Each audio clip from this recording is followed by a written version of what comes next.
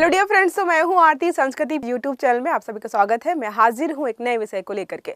आज का टॉपिक हमारा बहुत महत्वपूर्ण है। न्यूज़ हमारी है उत्तर प्रदेश से। तो बलिया में जो हमारा ONGC है वो एक कुएं की खुदाई करने वाला है और वहां पर जो है तेल निकलेगा या कच्चा तेल है वहां से निष्कासित किया जाएगा। तो इससे जो है उत्तर प्रदेश राज्य को बहुत फायदा होगा, बलिया को भी फायदा होने वाला है। तो यहाँ पर हम सारे पहलुओं को समझने का प्रयास करेंगे कि आखिरकार जो है कहीं पर भी कच्चे तेल के अगर स्रोत पाए जाते हैं तो स्रोत खोजने की प्रक्रिया क्या होती है और किस किस माध्यम से जो है तेल को बाहर निकाला जाता है। और ये भी पढ़ने का प्रयास करेंगे कि अगर किसी राज्य में किसी डिस्ट्रिक्ट में जो है ऐसी कोई चीज़ मिलती है या कोई परियोजना ऐसी चलती है तो उस राज्य को क्या क्या फ़ायदे होते हैं। देखिए हमारी न्यूज़ है, क्या बलिया में मिल गया है पेट्रोल का भंडार। तो पेट्रोल का भंडार या कच्चा तेल आप कह सकते हो, क्योंकि कच्चे तेल के माध्यम से ही पेट्रोल वगैरह सारे जो है अलग से निष्कासित किए जाते हैं प्रक्रिया के माध्यम से।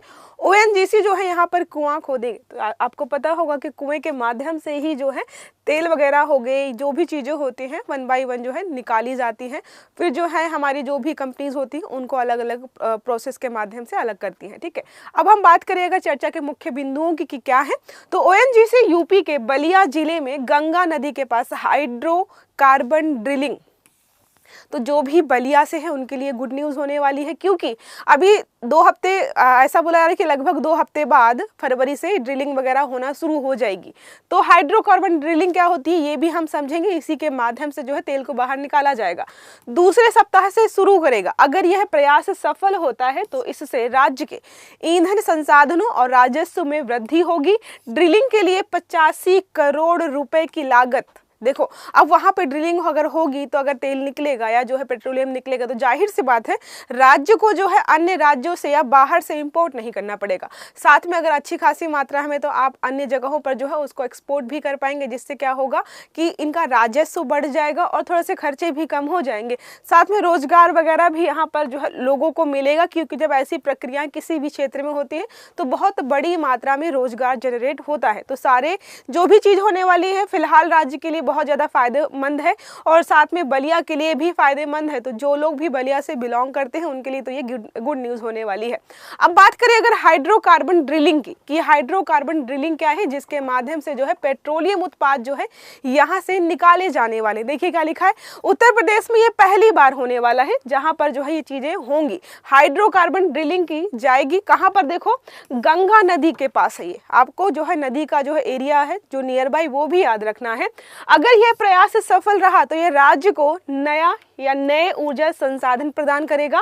साथ में जो इसके परिणाम स्वरूप स्थानीय और राज्य स्तर पर आर्थिक विकास भी होगा। अब जाहिर सी बात है जहां पर यह प्रक्रिया पूरी हो रही होगी तो स्थानीय विकास हो जाएगा, वहां के लोगों को रोजगार मिलेगा। जो है बेसिक स्ट्रक्चर जो फंडामेंटल जो चीजें होती है, रोड वगैरह, बिजली वगैरह, पानी वगैरह, ये सारी चीजों का लगातार विकास कराया जाएगा। तो बहुत सारे बेनिफिट्स होंगे एरिया वाइज भी, और जो है अगर राज्य के स्तर पर देखें तो राज्य को भी बहुत फायदे होने वाले हैं। इस ड्रिलिंग के लिए ONGC ने 85 करोड़ रुपए जो है एक तरीके से निर्धारित किए कि इतना जो है खर्चा जो है हमें यहाँ पर उठाना पड़ेगा। अब बात करें यहाँ पर भौगोलिक और ऐतिहासिक विशेषताएं क्या है। देखिए क्या लिखा है, ड्रिलिंग जो है NH नेशनल हाईवे जो हमारा 31 है उसके पास जो है किया जाने वाला है। तो ये आपको याद रखना है। सागरपाली गांव, आपने सागरपाली गांव भी सुना होगा, बहुत ज़्यादा इम्पोर्टेंट है क्योंकि चित्तू पांडे स्वतंत्रता सेनानी रहे हैं। जो चित्तू पांडे, उनकी वजह से ये जो जगह है ऑलरेडी जो है चर्चा में रहती है। ऐतिहासिक महत्व भी इसका, यहाँ पर जो है इनका घर जो है एक तरीके से वहाँ पे लोग विजिट भी करते हैं, उसको जो है रिस्टोर करके रखा गया है। चित्तू पांडे का योगदान भारतीय स्वतंत्रता संग्राम में बहुत महत्वपूर्ण रहा है। आपके लिए एक मेरा जो है प्रश्न ये है कि चित्तू पांडे जी का जन्म कब हुआ था, साथ में जो है इन्होंने कौन कौन से स्वतंत्रता संग्राम या जो भी स्वतंत्रता के लिए आंदोलन किए गए थे उसमें पार्टिसिपेट किया था। इन 2 चीजों का उत्तर जो है आपको कमेंट बॉक्स में देना है।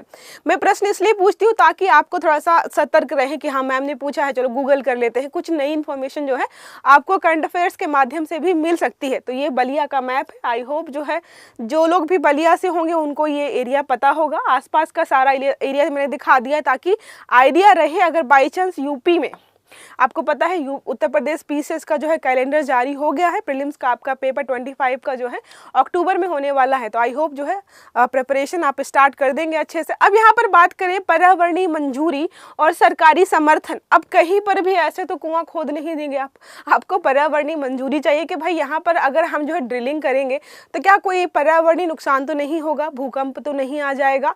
जाहिर सी बात है कुआं खोदेंगे और जो है मशीनों के माध्यम से, और उसमें जो है पानी नहीं निकालना है। पानी का तो एक स्तर होता है कि इसके बाद जो है पानी आ जाएगा, तो यहाँ पर कोई पर्यावरणीय नुकसान तो नहीं होगा, ये भी जरूरी होता है। साथ में अब ओएनजीसी जो है किसी राज्य का तो है नहीं, तो उसको जो है राज्य सरकार से सहमति या जो है उनकी अनुमति की भी जरूरत पड़ती है। तो देखिए लिखा है, इस परियोजना के लिए ओएनजीसी को सभी आवश्यक पर्यावरणीय मंजूरी ऑलरेडी मिल चुकी है।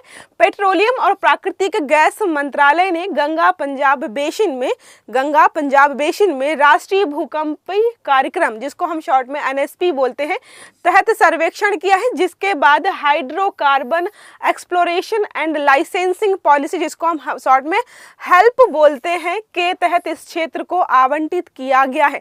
तो हाइड्रोकार्बन ड्रिलिंग होने वाली है, उसके तहत जो है इसको आवंटित कर दिया गया है।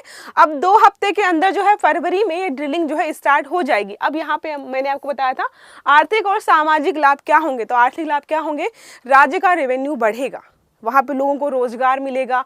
रोजगार मिलेगा तो जाहिर सी बात है जब पैसे आएंगे तो लोग खर्च भी करेंगे, तो उस क्षेत्र में आर्थिक विकास भी संभव हो पाएगा। देखिए लिखा, राज्य की ऊर्जा आपूर्ति में सुधार होगा, उसको बाहर से नहीं मंगाना पड़ेगा, इससे उत्तर प्रदेश को नया ईंधन प्राप्त होगा, राज्य का ऊर्जा संकट कुछ हद तक कम हो जाएगा, राज्य के राजस्व में भी यहाँ पर वृद्धि होने वाली है।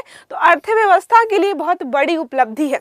जैसे हम खाड़ी देश देखते हैं, बहुत सारे हैं जो डिपेंड या निर्भर हैं कहाँ पर, ये सारी तेल वाली ही चीजों पर निर्भर है, उनकी इकोनॉमी इसी पर चल रही है। तो जाहिर सी बात है अगर यहाँ पे कुछ मिलेगा तो कुछ वैसे ही बेनिफिट्स जो है उत्तर प्रदेश को ही होने वाले हैं। अगर आप डेवलपमेंट के लिए देखेंगे तो आप हमेशा सोचते हो कि बिहार हो गया, झारखंड हो गया, यूपी हो गया, छत्तीसगढ़ हो गया, मध्य प्रदेश हो गया, इनका विकास जो है ज्यादा क्यों नहीं हो पाया। लैंड लॉक्ड है, मतलब जो है इनका जो है तटों से थोड़ा संपर्क कम है। तो जिनका तटों से संपर्क ज्यादा होता है वहां पर ट्रेड वगैरह थोड़ा आसानी से हो पाता है, विकास भी उसी तरीके से हो पाता है। और यहाँ पे कोई बहुत नेचुरल रिसोर्सेज भी वैसे नहीं है जिसकी वजह से हम विकास कर पाए। तो ये अपने आप में जो है उत्तर प्रदेश के लिए बहुत बेहतर विकल्प या बेहतर एक तरीके से कह सकते हैं कि मौका मिला है। इस परियोजना से स्थानीय लोगों को रोजगार मिलेगा, क्योंकि जो ये ड्रिलिंग वगैरह होने वाली है इस वाले एरिया में बहुत सारे मैनुअल वर्कर्स की जरूरत पड़ती है। तो यहाँ पे बहुत बड़ी भारी मात्रा में लोगों को जो है अपॉइंट किया जाएगा काम करने के लिए, तो उनको रोजगार मिलेगा। गांव और शहरों के बीच जो आर्थिक असमानता है वो थोड़ा कम करने में हम सहायक हो पाएंगे। गाँव में देखो, गाँव और शहरों में आर्थिक असमानता का एक ही कारण होता है कि गाँव में रोजगार नहीं होता है, और शहरों में जो है लोग जाते हैं क्योंकि उनको पता है कि शहर में कोई ना कोई काम हमें मिल जाएगा। तो गाँव में ही लोगों को जहाँ पर काम उपलब्ध हो जाएगा आप इसके माध्यम से। अब परियोजना की लागत की बताएं तो मैंने आपको बताया 85 करोड़ रुपए जो है लगने वाले हैं, और इनको जो दिया गया है कि आप कब तक जो है एक्सप्लोर कर सकते हो, एक्सप्लोरेशन जो है कर सकते हो। लाइसेंस जो है 2026 अप्रैल तक जो है इनको ये समय दिया गया है। ड्रिलिंग जो है 302 वर्ग किलोमीटर के क्षेत्र में होगी। इसके परिणाम स्वरूप संभावित हाइड्रोकार्बन संसाधनों का दायरा भी बड़ा हो सकता है। देखो उन्होंने बोला है कि अभी तो जो है 302 वर्ग किलोमीटर में इनको ड्रिलिंग की आज़ादी है जो है छूट दी गई है। इसके बाद जो है अगर और चीज़ें अच्छी होती हैं तो जाहिर सी बात है इसको और एक्सपेंड भी कर पाएंगे। अब हम आते हैं हमारे कच्चे तेल के बारे में। आपने पढ़ा होगा, बहुत सारे ज्योग्राफी में ज़्यादातर पढ़ा होगा, और भी अन्य मतलब सब्जेक्ट्स में जो है कच्चे तेल के बारे में आपने पढ़ा होगा। थोड़ा सा यहाँ पर देख लेते हैं कि कच्चा तेल क्या है। तो कच्चा तेल पृथ्वी के अंदर से प्राकृतिक रूप से पाया जाने वाला एक तरल हाइड्रोकार्बन है। यह ईंधन, रसायन और अन्य उत्पादन में उपयोग किया जाता है। जैसे आप हमारी रिफाइनरीज होती हैं वो इसी कच्चे तेल का प्रयोग करती हैं, और उसके माध्यम से जो आपका कैरोसिन हो गया, पेट्रोल हो गया, डीजल हो गया, और जो डामर वगैरह रोड में बिछाते हैं वो सारे जो है उत्पाद होते हैं 1 बाय 1 जो है इसी कच्चे तेल के माध्यम से ही निष्कासित किए जाते हैं। कच्चे तेल का स्वरूप और संरचना विभिन्न स्थानों पर अलग अलग हो सकता है, कहीं अच्छी क्वालिटी का होगा, कहीं नहीं होगा। होगा, लेकिन यह आमतौर पर हाइड्रोकार्बन यौगिक का मिश्रण होता है जिसमें मुख्य रूप से मीथेन, एथेन, प्रोपेन और ब्यूटेन जैसे गैसीय हाइड्रोकार्बन्स, साथ ही भारी हाइड्रोकार्बन्स होते हैं और पेट्रोलियम उत्पाद भी यहाँ पर होते हैं।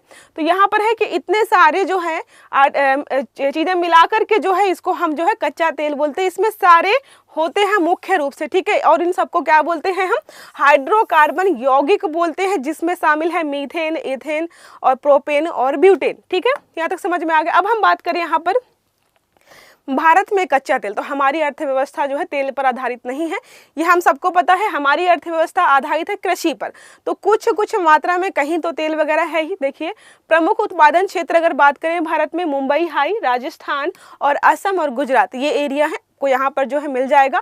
कच्चे तेल की खपत की बात करें थी, भारत जो है कितना कच्चा तेल खपत करता है? भारत की कच्चे तेल की खपत है 5 मिलियन बैरल प्रतिदिन के आसपास, जिसमें हम बहुत सारा जो है दूसरे देशों से आयात करते हैं, क्योंकि अपनी ज़रूरतों को हम पूरा खुद उत्पादन करके नहीं कर सकते हैं। कच्चे तेल का आयात देखो हम बात करें कहाँ से है, तो भारत दुनिया का तीसरा सबसे बड़ा कच्चे तेल का आयातक है, क्योंकि हम उत्पादन नहीं कर पाते हैं और हमारी इतनी बड़ी जनसंख्या है, इतने सारे कामों के लिए हमें कच्चा तेल चाहिए, तो हम जो है बहुत सारे देशों से आयात करते हैं। अब बात करें कहाँ से, तो पहले नंबर पर है सऊदी अरब, इराक, यूएई, कुवैत, रूस शामिल है। तो यहाँ से क्या है, हम तेल को आयात करते हैं। रिफाइनिंग क्षमता की बात करें, हमारे यहाँ पर रिफाइनरीज बहुत सारी हैं जो कच्चा तेल वहाँ से हम आयात करते हैं, उसको रिफाइंस करते हैं। डीजल, पेट्रोल, जैसा आपको बताया मैंने, सब कुछ जो है एक क्रम के माध्यम से निकलता है और उसका जो उपयोग हम अलग अलग क्षेत्रों में करते हैं। तो देखिए, भारत के पास बड़ी रिफाइनरी क्षमता है। प्रमुख रिफाइनरी कंपनियां हैं रिलायंस इंडस्ट्री, IOC, HPCL और BPCL, ये सारी कंपनियां हैं जो कि तेल को जो है रिफाइन करने का काम करती हैं। अब बात करें ONGC के बारे में, तो 1956 में जो है भारत सरकार की तरफ से इसको जो है स्थापित किया गया था, जो कि तेल और गैस की सबसे बड़ी उत्पादन कंपनियां होती हैं, वही सब देखता है ये। मुख्यालय की बात करें तो मुख्यालय है दिल्ली में और यह सार्वजनिक क्षेत्र का उपक्रम है, मतलब जो है PSU है, सरकारी संगठन है, सरकारी संस्थान है, किसी भी प्राइवेट कंपनी या प्राइवेट संस्था का ये नहीं बना है। अगर बात करें प्रमुख कार्य क्षेत्र क्या है, तो तेल गैस से संबंधित चीज़ों पर ही ये शोध करना, निष्कासन करना, आयात निर्यात जो भी चीज़ें हैं सब ये करता है। देखिए लिखा है ONGC तेल और प्राकृतिक गैस की खोज करता है, उत्पादन करता है, वितरण में कार्यरत है कि कहाँ पर कितना भेजना है, समुद्र थल और अंडरग्राउंड क्षेत्रों में ऑपरेशंस करता है कि शायद कहीं से जो है हमें नए स्रोत मिल जाएं। विशेषज्ञता क्या है, तो कंपनी तेल और गैस के अपतटीय और स्थल आधारित क्षेत्रों में प्रमुख योगदान देती है। तो ये सारे कार्य क्षेत्र हैं इसके कि क्या क्या और कैसे यह काम करता है। ठीक है, वैश्विक उपस्थिति की बात करें तो ONGC वियतनाम में है, रूस, ईरान, अन्य कई देशों में भी काम करता है। यह वैश्विक स्तर पर तेल गैस के उत्पादों का व्यापार करती है, तो ये सब जगह व्यापार भी करती है। समाज में योगदान तो अगर बात करें तो बहुत सारी है, पर्यावरणीय चीज़ों का ध्यान रखती है, समाज में आर्थिक विकास हो इसका भी यहाँ पर ध्यान रखा जाता है, शिक्षा हो गया, स्वास्थ्य हो गया, इन सबको यहाँ पर ध्यान में रखकर काम करता है। यह कंपनी की सामाजिक जिम्मेदारी नीति के तहत जो है कार्य करती है। तो क्या है, आर्थिक के साथ साथ जो है ये सामाजिक जिम्मेदारी को भी ध्यान में रखकर काम करती है। आई होप ये आर्टिकल यहाँ तक समझ में आ गया होगा कि बलिया उत्तर प्रदेश में जो है हाइड्रोकार्बन ड्रिलिंग के माध्यम से कच्चे तेल के उत्पादन होने की संभावना है। अगर वहाँ पे तेल मिलता है तो पेट्रोलियम मिलता है, तो उस राज्य को या उस जिले को क्या क्या बेनिफिट्स होने वाले हैं वो सारा बता दिया है मैंने। तो एक प्रश्न हमारा इसी से संबंधित है, बलिया में हाइड्रोकार्बन ड्रिलिंग परियोजना का ऐतिहासिक महत्व किस स्वतंत्रता सेनानी से जुड़ा हुआ है? विकल्प 1 है चित्तू पांडे, भगत सिंह, महात्मा गांधी, सुभाष चंद्र बोस। थोड़ी देर पहले ही मैंने नाम लिया था, अगर नाम याद है तो प्लीज़ कमेंट बॉक्स में बताइएगा। आई होप ये आर्टिकल आपको अच्छा लगा होगा, समझ में आया होगा। तो क्लास अच्छी लगी हो तो लाइक करिएगा, चैनल को सब्सक्राइब करिएगा, बेल आइकन दबाना मत भूलिएगा, ताकि सारे आर्टिकल्स हमारे आपको समय पर मिलते रहें। अच्छे से पढ़िएगा। Have a good day. Thank you.